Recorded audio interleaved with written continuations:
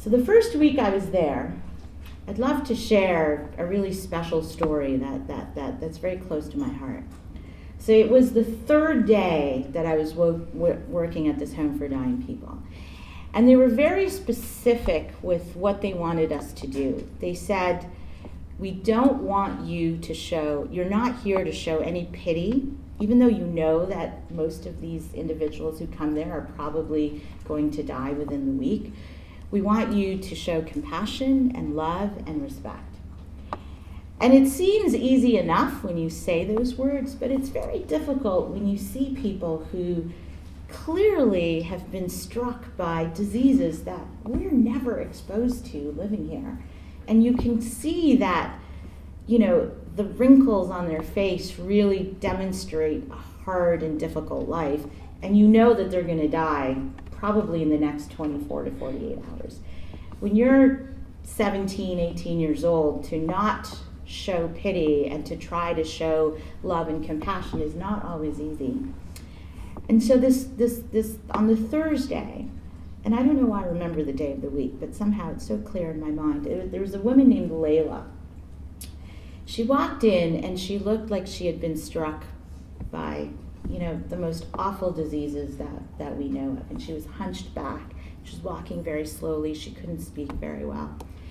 And so we brought her and we bathed her, and then we gave her some food, and then I brought her onto her cot. And she lay down, and I happened to have a lipstick in my pocket that day.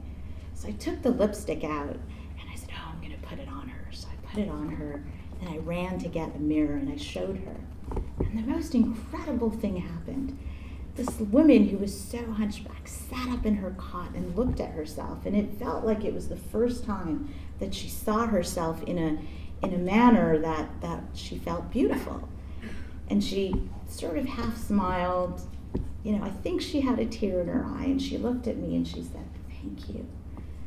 And I felt so amazing in that moment. And then she closed her eyes and she died. And when you go from feeling so ecstatic that you made such a difference in someone's life to experiencing raw death in the span of 30 seconds, I can't tell you what that feels like.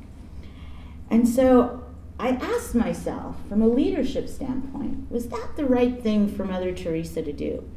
To take a woman who was so vulnerable and who had absolutely no experience in this kind of work and putting her in this sink or swim situation.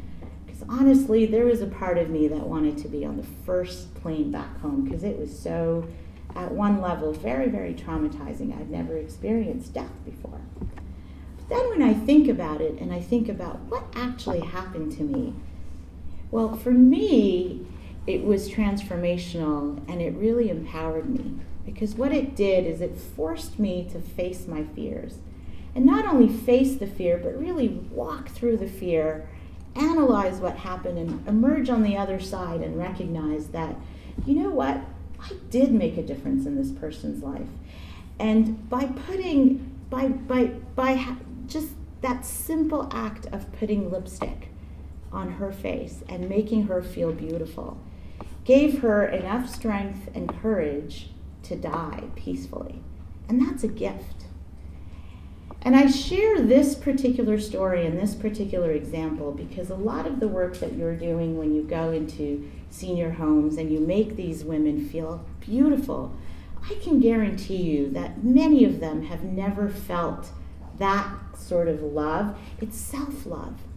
It's one thing for another person to care about you, but it's something very different for you to look at yourself and feel beautiful. And so remember that. And the other thing that's really important to remember, which is probably one of the best gifts that I got from this experience, is to always keep the humanity in the equation. Everybody in this world is a human being, just like you and I, with feelings and families and, the good and the bad.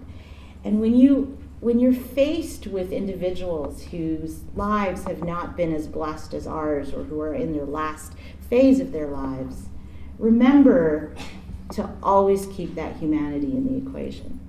And I feel when I look at our leaders today and I look at all the trends of what's happening in the world, too often and more often than not, we don't remember the human aspect. And so if you can just take that one thought and keep it with you, the world will be a better place.